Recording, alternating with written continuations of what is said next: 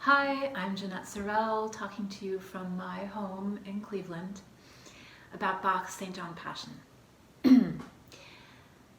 You all know that J.S. Bach was a profoundly religious man, famous for such comments as, "The aim and purpose of all music is the glory of God and the refreshment of the Spirit." The St. John Passion was Bach's first Passion oratorio, written during his first year on the job as director of music for the churches of Leipzig. So it's the work of a 39-year-old man, and it's filled with the daring of a great composer who's still experimenting with this genre.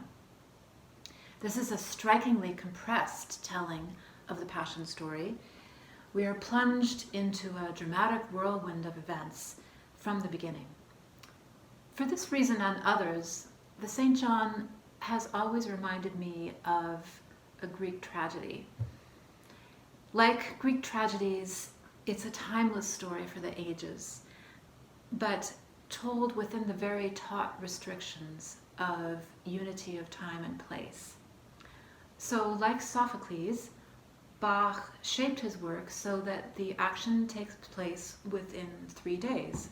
The story begins on Thursday evening and it ends on Saturday. The setting is Jerusalem in the year 33. The plot summary, if you think about it, has remarkable resonance for our own time. A teacher who might today be called a radical socialist has become too popular and is perceived as a threat by the authorities in power. That same plot summary could describe the story of Gandhi or Martin Luther King Jr. Was fragest du mich darum? Frage die darum, die gehöret haben, was ich zu ihnen geredet habe. Siehe, dieselbigen wissen, was ich gesagt habe. From the first notes of the swirling orchestral introduction, it's clear that Bach is taking us closer to opera than any of his church music colleagues have dared to tread. The turbulent accompaniment paints a vivid picture of the events that are about to unfold.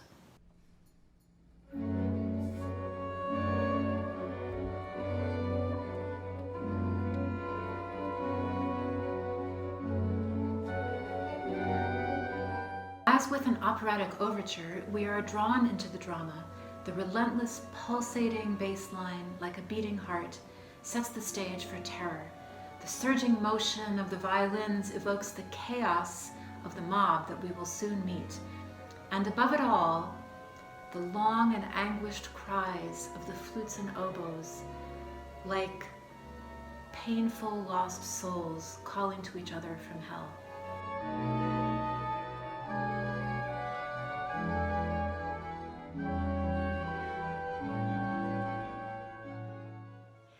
To understand Bach's telling of this story, you need to know that the structure of a Bach Passion alternates between action scenes, where the biblical story is narrated and acted out, and moments of contemplation, where we step outside the story to reflect on the lessons to be learned. My approach to the Bach Passions is what I call a dramatic presentation. I see the work as falling into 6 scenes. Now, Bach did not indicate these scenes, but they're pretty clear from the way he structured the piece. Each scene propels the story forward and then concludes with a reflective aria where a singer steps out of the story to contemplate what just transpired. I try to clarify Bach's structure by placing the action scenes on a platform in the center of the orchestra. The characters, who are portrayed by singing actors performing from memory in our production, they interact with each other on this platform. Bist du der Hirtenkönig? Jesus antwortete, redest du das von dir selbst, oder haben's dir andere von mir gesagt? Pilatus antwortete, bin ich ein Jude? Dein Volk und die hohen Priester haben dich mir überantwortet, was hast du getan?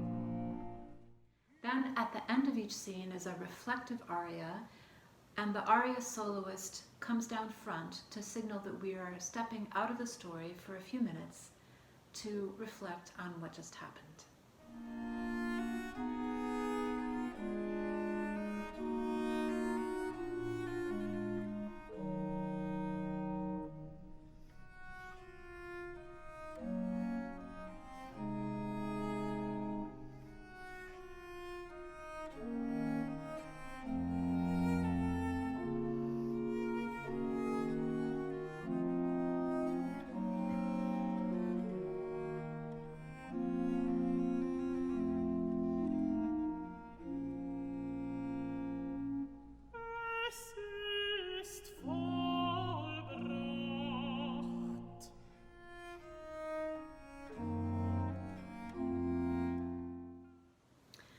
A few words about the story. Bach begins by painting a musical picture of humanity's distress and chaos, and of the tumultuous events about to occur. He does this through a turbulent overture or introductory chorus. Then we meet our narrator, the Apostle John, also called the Evangelist, who was Jesus' most beloved disciple. John the disciple relays his eyewitness account of the trial and crucifixion of Jesus. Scenes 1 and 2 take place on Thursday evening, following the Last Supper. Jesus is arrested by soldiers from the high priest, and his disciple Peter is panicked, leading him to deny that he even knows Jesus.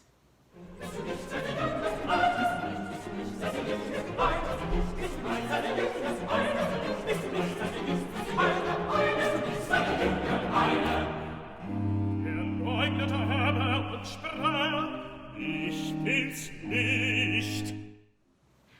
After intermission, scenes 3 and 4 involve Jesus' trial before the Roman governor Pilate.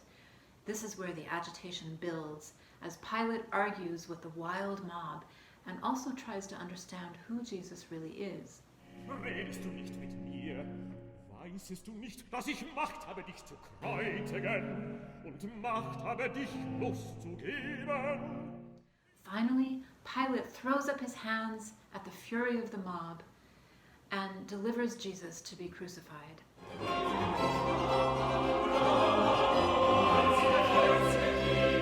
Spricht Pilatus zu ihnen, soll ich euren König kreuzigen? Die hohen Priester antworteten. In scene 6, the chorus lays Jesus gently to rest by singing the beautiful and famous lullaby, Ruht wohl, rest well, my beloved, be fully at peace.